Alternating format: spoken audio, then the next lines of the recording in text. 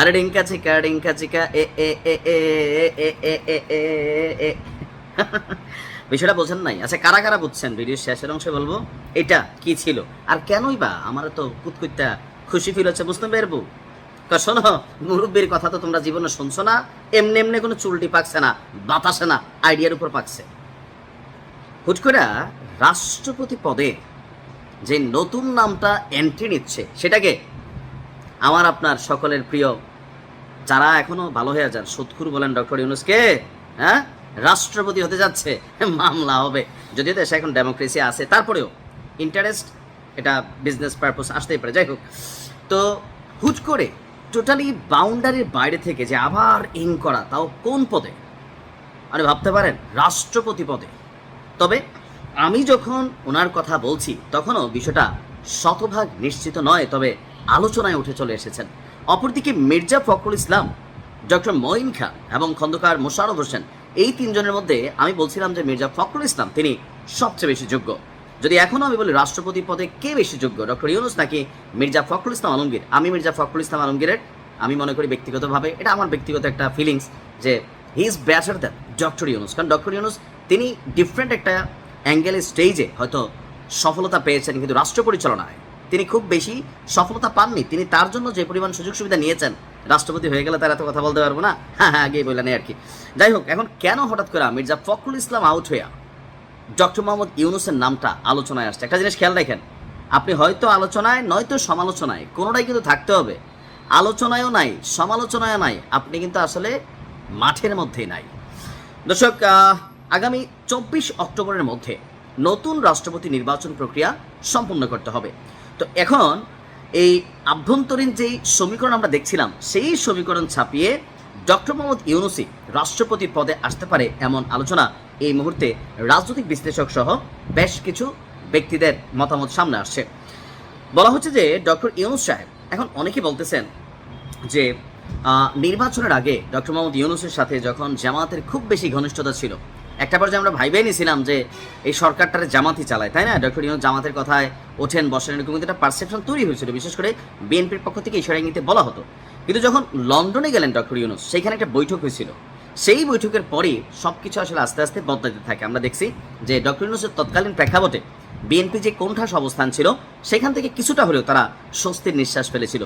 তো এখন যখন ওনার নাম আলোচনায়, তো কেউ কেউ আবার দেখলাম কমেন্টে লিখতেছে কি, যে এটা লন্ডন বৈঠকে সিদ্ধান্ত হয়ে গেছিল যে জনাব তারেক রহমান তিনি হবেন প্রধানমন্ত্রী আর ডক্টর মোহাম্মদ ইউনূস তিনি হবেন আপনার রাষ্ট্রপতি। কেন এরকম? এটা নিয়ে অনেক বিশ্লেষকদের মন্তব্য এরকম যে যদি তখন ডক্টর ইউনূসের সাথে এরকম সেটেলমেন্ট না হইতো, তাহলে দেশে নির্বাচনই হইতো না। ডক্টর ইউনূস ওই যে এরকম মানে 5 বছর স্যার আপনাকে চাই, একটা ঈদের নামাজ পড়ার পর এরকম হাত টাত দিয়া উনিও খুশি হয়েছিল। অনেকে বলতেছিল যে জনগণ তো আমাদেরকে চায়। এটা থেকে বিএনপি ভয় পাইছে যে আরে এত বছর পরে এমনি এমনি যে আসলো, এখন আবার এত কাহিনী, এই ডক্টর ইউনূস তো আসলে জায়গা ছাড়বে না মনে হচ্ছে। তো এইরকম একটা আলোচনা মানুষের মুখে মুখে আছে, কিন্তু রাজনৈতিক বিশ্লেষকরা বলছেন যে আপনার বিএনপির যে নীতি নির্ধারণী পর্যায় এবং দলের ভেতর যখন অভিজ্ঞ অনেক লোক আছে, সেখানে ডক্টর ইউনূসের নাম আলোচনায় আসার একটাই কারণ হতে পারে যে আমাদের যিনি প্রধান বিএনপির এই মুহূর্তে সিপাহ সালারেন বলতে পারি গেল 17 বছর মির্জা ফখরুল ইসলাম আলমগীর, তিনি সম্ভবত রাষ্ট্রপতি পদে আপনার খুব বেশি উৎসুক না। গেল 24 ঘন্টা বা 48 ঘন্টায় বেশ কয়েকটা গণমাধ্যমে যেটা দেখলাম, সেখান থেকে মনে হলো যে তিনি হয়তোবা এটাতে যাবেন না। এখন কেন যাবেন না সেটা তিনি ভালো জানেন, আবার যাইতেও পারেন, থাকে না যে না আমি নিব না, আরে ভাই নেন আরেক চামচ, এরকম হইতে পারে। আবার ডক্টর ইউনূসের সাথে অনেকে যারা এরকম মন্তব্য করছেন, এখন ভাই রাজনীতি হচ্ছে রাজনীতি, পিছনে কি ঘটে এটা আমাদের বোঝার সুযোগ নেই। তবে এখন ডক্টর মোহাম্মদ ইউনূস তিনি রাষ্ট্রপতি হলে কি বাংলাদেশের জন্য কল্যাণকর কিছু হবে? যেহেতু এর আগেও তিনি ক্ষমতায় ছিলেন, তেমন কল্যাণকর রাষ্ট্রের জন্য না হলেও তার গ্রামীণ ব্যাংক থেকে শুরু করে তার ব্যক্তিগতভাবে অনেক কিছুতে কল্যাণ হয়েছে। আমার মনে হচ্ছে উনি আসলে রাষ্ট্রপতি হইলেও তিনি অনেক ধরনের ফেসিলিটিস নেবেন, যেটা অতীতে কখনো কোনো রাষ্ট্রপতি নেয় না। কারণ ডক্টর মোহাম্মদ ইউনূস প্রধান উপদেষ্টা হিসাবে ওনার কাজগুলোতে পজিটিভ নেগেটিভ আছে, কিন্তু ব্যক্তিগত যে সুবিধার একটা ভান্ডার তিনি তৈরি করছিলেন, এটা এই দেশের ইতিহাসে নজিরবিহীন। সো সেই জায়গায় তিনি যেভাবে ব্যক্তিগত আত্মকেন্দ্রিক একটা সার্কেল করে চলেন, এটা রাষ্ট্রপতি পদে কখনোই মানানসই হবে না। আর সেই ক্ষেত্রে মির্জা ফখরুল ইসলাম আলমগীর, ডক্টর মঈন খান অথবা খন্দকার মোশাররফ সাহেব, তারা ইজ মোর ক্যাপাবল এবং মোর ট্রাস্টি। আর দেখা যাক কী হয়, যদি ডক্টর ইউনূসের পক্ষ থেকে বা ওনার পেজ থেকে এখন পর্যন্ত আমরা কোনো আপডেট পাইনি, কিন্তু গণমাধ্যমগুলোতে আলোচনা শুরু হয়েছে যে এখানে খেলার পাশা উল্টে যেতে পারে। মানে কি উল্টায় না উল্টায় সময় বলে দেবে। আসসালামু আলাইকুম। নাসিরউদ্দিন পাটোয়ারি কি আসলে সুস্থ মানুষ না আস্তা একটা অমানুষ?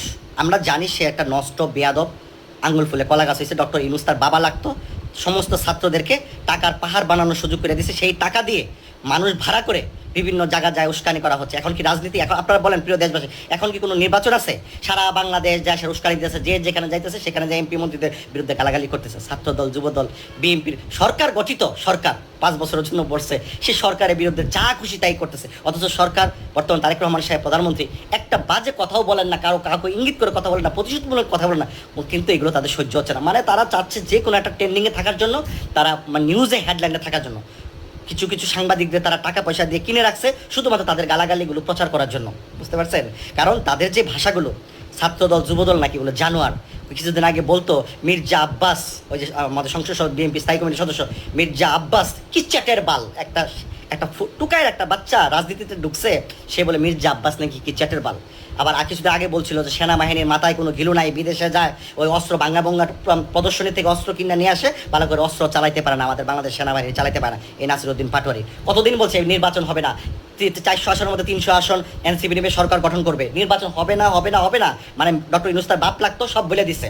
আচ্ছা যাক, তারপরে কিছুদিন আগে আবার মন্তব্য করছে সেনা প্রধান হজ করে আসছে, আমাদের মাননীয় সেনাবাহিনী প্রধান হজ করে আসছে, উনি বলছে সেনাবাহিনী প্রধান বিদ্রোহ মানে বয়স হচ্ছে, মানে বন্ডামি করতেছে, মানে তার দাড়ি মুখে ইসলামিক দাড়ি নিয়ে বন্ডামি করতেছে। এখন কই জামাত ইসলাম তো এগুলো নিয়ে প্রতিবাদ করেন না? কোথায় জামাত? কোথায় আপনাদের জান্নাতের টিকিট বিক্রি করেন? ইসলাম প্রতিষ্ঠা করবেন, এত বড় একটা কথা বলছে সে, একটা দেশের বাহিনীর প্রধানের মুখে দাড়ি নিয়ে সে কটূক্তি করছে, কই আপনাদের তো কোনো প্রতিবাদ দেখি না। আপনারা কেমন ভালো মানুষ দেশের মানুষ জানে। তো এখন সার্ভিস আলম বলতেছে তোমার বাবাকে, তোমার মাকে এগুলো দেখার সময় নাই, তোমার ব্যাকগ্রাউন্ডকে এগুলো গণার টাইম নেই, এগুলো মাননীয় প্রধানমন্ত্রীকে বলছে। তো এবং নাসিরউদ্দিন পাটোয়ারি আরও বলছে প্রধানমন্ত্রীকে, উনি নাকি সন্ত্রাসীদের গডফাদার, মানে সন্ত্রাসীদের মানে মাস্টার মাইন্ড। তো এবং নাসিরউদ্দিন পাটোয়ারি আরও বলছে তার শরীরে নাকি রক্তাক্ত করে ফেলাইছে, এই রক্ত তারেক রহমান প্রধানমন্ত্রীর শরীরের থেকে প্রতিশোধ উনি নেবেন, প্রধানমন্ত্রীর থেকে উনি প্রতিশোধ নেবেন। প্রিয় দেশবাসী, কীভাবে নেবেন উনি প্রধানমন্ত্রীর কাছ থেকে? উনি হত্যা করবেন, গুপ্ত হত্যা করবেন, না নিজের বুকের মধ্যে বোম ফিট করে প্রধানমন্ত্রী ঝাঁপিয়ে পড়ে প্রধানমন্ত্রীকে হত্যা করবেন? আপনারা দেখেন যে উনি যে বক্তব্যটা দিয়েছেন, অল্প একটু বক্তব্যটা দিয়েছেন এবং পুরা শরীরে রক্তাক্ত বইরে গেছে, আমার মনে হয় 10-12 কেজি রক্ত পড়ছে। আপনারা একটু ভিডিওটা দেখেন। রক্তের প্রতিশোধ আমি আপনার থেকে ইনশাআল্লাহ নিব, কড়ায় গন্ডায় বুঝে নেব। সিলেটে 5টা গাড়ি ভাঙা হচ্ছে, একজনের চোখ নাই, কিন্তু আমার এই যে রক্তটা, এটা রেড লাইন ছিল তারেক রহমান। রক্তের প্রতিশোধ আমি আপনার থেকে ইনশাআল্লাহ নিব, কড়ায় গন্ডায় বুঝে নেব। আপনাকে হাতে রক্ত দেখেছেন? হাতে রক্ত দেখেছেন? উনি হাতে রক্ত দেখাইতেছে এবং সেই কড়াই গন্ডা তারেক রহমানের কাছ থেকে নিবে। কোনো আইন মানে সে কোনো মামলা টামলা করবে না। সে কত বড় ভয়ঙ্কর, বাংলাদেশ, সে আমেরিকার প্রেসিডেন্ট হতে, সে আমেরিকার প্রেসিডেন্ট, ইসরায়েলের প্রেসিডেন্ট, সে তারেক রহমানকে প্রতিশোধ তুলবে। প্রিয় দেশবাসী, এই কথাগুলো জাতির সামনে সে বলছে প্রমাণস্বরূপ। আপনারা এই বিচার কিভাবে করবেন? একজন দেশের প্রধানমন্ত্রী, বাদ দেন উনি বিএনপি করেন, আপনি আওয়ামী লীগ করেন, জাতীয় পার্টি করেন, একজন প্রধানমন্ত্রীকে এই ধরনের একটা ভাষা সে বলতে পারে? আর তাছাড়া তারা জুলাই যুদ্ধ তারা সমাপ্ত করে নাই, তারা বৈষম্য আন্দোলন করেছে, শেখ হাসিনা মেনে নিয়েছিল, সেটা ডিবি হারুনের অফিসে গিয়ে এবং লিখিত আকারে নাহিদ, সার্জিস আলম, হাসনাত এবং সজীব মাহমুদে নিজে গিয়ে ওইখানে বসে তারা লিখিত অভিযোগ করে পেপার পড়ে ঘোষণা দিয়েছে আজ থেকে আমরা প্রত্যাহার করলাম, আমাদের কোনো নাই। কিন্তু বাকি যে আন্দোলন সংগ্রামটা কারা চালিয়ে গিয়েছিল সেটা একবার ভেবে দেখবেন প্রিয় দেশবাসী। ছাত্র আন্দোলন এরা ভুয়া, এরা সমন্বয়ক এরা ভুয়া। ডক্টর ইউনূসের সহযোগিতা তারা হাজার কোটি টাকা তারা কামিয়েছে এবং সারা বাংলাদেশে মব সৃষ্টি করার জন্য বিভিন্ন জায়গায় তারা আন্দোলন সংগ্রাম করার জন্য যাচ্ছে, জুলাই সনদপত্র বাস্তবায়নের জন্য, জুলাই পদযাত্রা করার জন্য। আসলে এগুলো মব সৃষ্টি করতে তারা যাচ্ছে। শত গাড়ির বহর, এত লক্ষ টাকা তারা কোথায় পাচ্ছে? এগুলো বিবেক বুদ্ধি আপনাদের উপর ছেড়ে দিলাম। ধন্যবাদ সবাইকে। আসসালামু আলাইকুম। সবাই লাইভটা শেয়ার দিবেন।